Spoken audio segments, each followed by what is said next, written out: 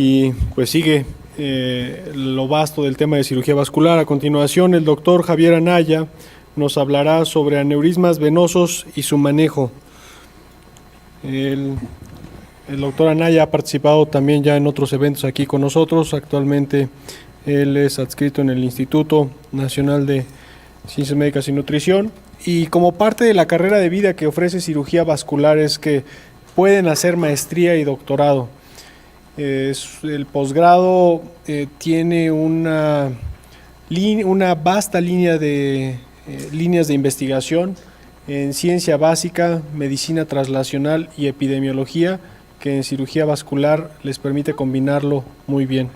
Y para eso lo verán más adelante en los módulos que están dedicados exclusivamente a investigación. Bueno, pues los dejo con el doctor Anaya.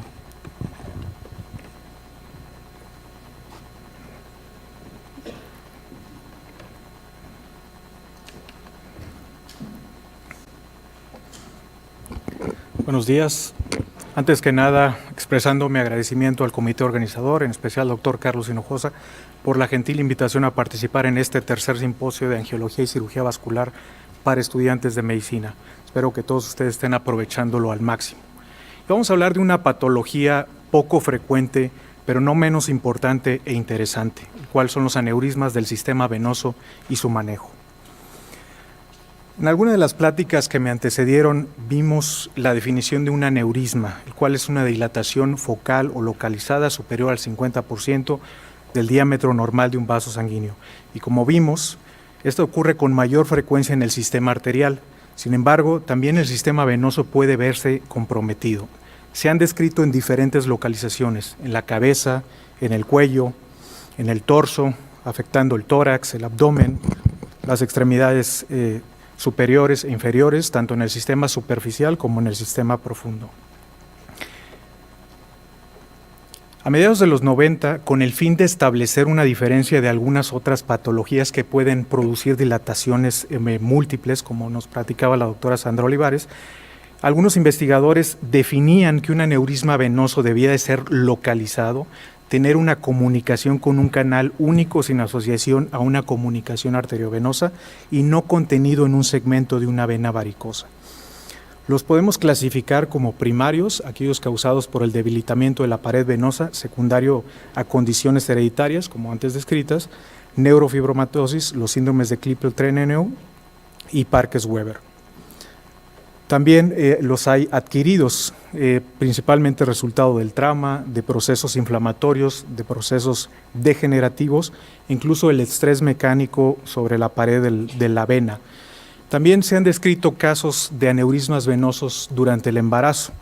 La evidencia científica ciertamente identifica receptores de estrógenos en el tejido venoso, sin embargo todavía no se ha podido establecer una causalidad. Histológicamente, la íntima de los aneurismas venosos puede estar engrosada o fibrosada, la media puede estar ausente o disminuida en grosor, y se han detectado en mayor proporción la presencia de enzimas proteolíticas como metaloproteinasas en el tejido venoso afectado en comparación con el tejido venoso normal. Los aneurismas venosos son en la mayoría de los casos asintomáticos, pero complicaciones pueden ocurrir como trombosis, embolia, ruptura o puede producir efecto de masa. El diagnóstico puede establecerse mediante la exploración física en aquellos casos que afectan las venas superficiales, en tanto que aquellos que afectan las venas o el sistema venoso profundo puede incorporarse estudios de imagenología como el dúplex, como podemos observar en el lado izquierdo de la pantalla, o tomografía computarizada. En este corte coronal, en un paciente de 32 años, se observa la presencia de una dilatación aneurismática en la porción infrarrenal de la vena cava inferior.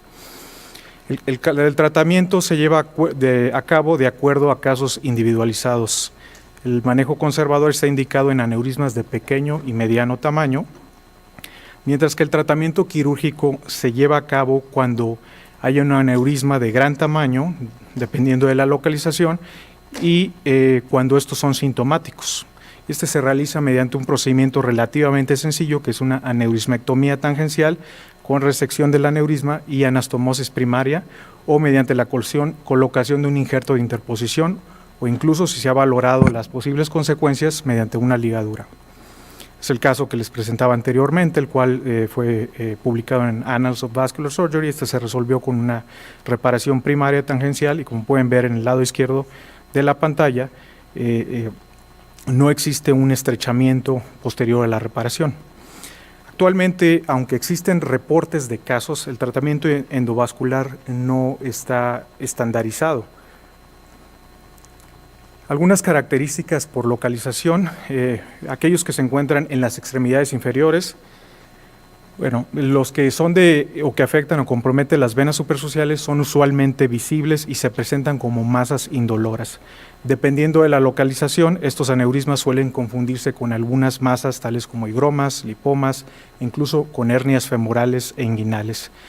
Ciertamente la exploración física debe orientar al diagnóstico debido a que estas masas son más resistentes a la compresión cuando el paciente se encuentra en posición supina que cuando eleva la extremidad.